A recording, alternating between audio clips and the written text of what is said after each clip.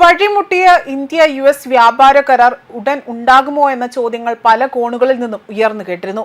ഇന്ത്യയും US തമ്മിലുള്ള വ്യാപാര ചർച്ചകൾക്ക് മുന്നോടിയായി തന്നെ ഇന്ത്യ തയ്യാറെടുക്കുന്നതായി വ്യക്തമാക്കിക്കൊണ്ടിപ്പോൾ വൈറ്റ് ഹൌസ് വ്യാപാര ഉപദേഷ്ടാവായ പീറ്റർ നവാരോ രംഗത്ത് വന്നിരിക്കുകയാണ്. അമേരിക്കൻ ചീഫ് നെഗോഷിയേറ്ററായ ബ്രിട്ടൻ ലഞ്ച് ആണ് ഈ ദൗത്യവുമായി ഇന്ത്യയിലേക്ക് എത്തുന്നത് എന്നതാണ് വൃത്തങ്ങൾ സൂചിപ്പിക്കുന്നത്.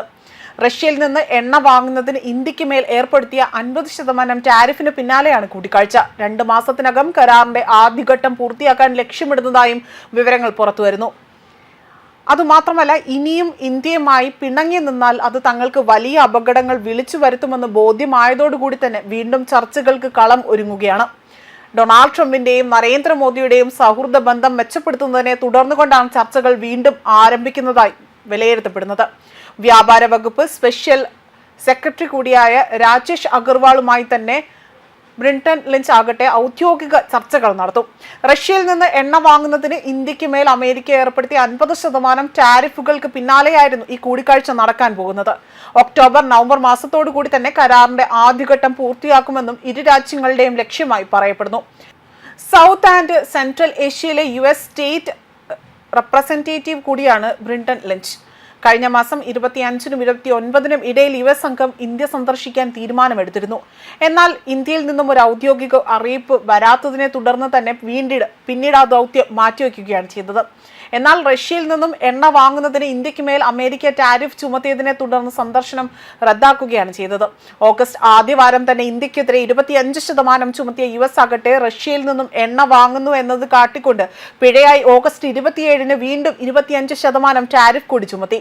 ഇതോടുകൂടി തന്നെ ഇന്ത്യക്കെതിരെ US ടാരിഫ് 50%-ആയി ഉയർത്തുകയാണ് ചെയ്തത്. അതുപോലെ ഇന്ത്യക്കെതിരായി തന്നെ അമേരിക്കൻ ഭാഗത്തു നിന്ന് രൂക്ഷമായ പ്രതികരണങ്ങൾ ഉണ്ടായെങ്കിൽ പോലും ഇന്ത്യ നിലപാടിൽ തന്നെ ഉറച്ചു നിൽക്കുകയാണ്. ഒരടി പിന്നോട്ട് പോകാതെ ഉറച്ചു നിൽക്കുകയാണ് ചെയ്തത്. രാജ്യ താല്പര്യങ്ങൾ അനുസരിച്ചുകൊണ്ട് എവിടെ നിന്നും ഉൽപ്പന്നങ്ങൾ വാങ്ങാനുള്ള അവകാശം ഇന്ത്യക്കുണ്ട് എന്ന് ഇന്ത്യ വ്യക്തമായി തന്നെ അടിവരയിട്ട് പറയുകയും ചെയ്തു. ഇതിനിടെ ഇന്ത്യ റഷ്യ ബന്ധം ഊട്ടിയുറപ്പിക്കുന്നതിനും അതുപോലെ ചൈനയുമായുള്ള ബന്ധം മെച്ചപ്പെടുത്തുന്നതിനുമുള്ള കേന്ദ്ര സർക്കാർ ശ്രമം അമേരിക്കയുടെ പുനർവിചിന്തനത്തിന് വഴിയൊരുക്കുകയാണ് ചെയ്തിരിക്കുന്നത്. ഇന്ത്യയും അമേരിക്കയും തമ്മിലുള്ള വ്യാപാര തടസ്സങ്ങൾ പരിഹരിക്കുന്നതിനുള്ള ചർച്ചകൾ തുടരുകയാണ് എന്നും ട്രംപ് അടുത്തിടെ തന്നെ സോഷ്യൽ മീഡിയയിലൂടെ തന്നെ അറിയിക്കുകയും ചെയ്തു. തന്റെ വളരെ നല്ല സുഹൃത്താകെ മോദിയുമായി വരും ആഴ്ചകളിൽ സംസാരിക്കാൻ ആഗ്രഹിക്കുന്നുവെന്നായിരുന്നു ട്രംപ് പറഞ്ഞത്. ഇരു രാജ്യങ്ങൾക്കും വിജയകരമായ തീരുമാനത്തിലെത്തുമെന്നും ഉറപ്പും അദ്ദേഹം പ്രകടിപ്പിക്കുകയും ചെയ്തിരുന്നു. പ്രസിഡന്റ് ട്രംപുമായി സംസാരിക്കാൻ താനും ആഗ്രഹിക്കുന്നുവെന്നതായിരുന്നു പിന്നീട് മോദി മറുപടി നൽകിയത്.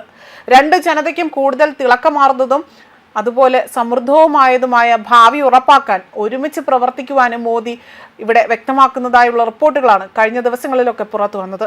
ഇതിന് പിന്നാലെയാണ് ഇപ്പോൾ ചർച്ചകൾക്ക് വീണ്ടും അവർ പുനരാരംഭിക്കാൻ ശ്രമങ്ങൾ നടത്തുന്നതായിട്ടുള്ള വിലയിരുത്തലുകൾ അല്ലെങ്കിൽ റിപ്പോർട്ടുകൾ പുറത്തു വരുന്നത്.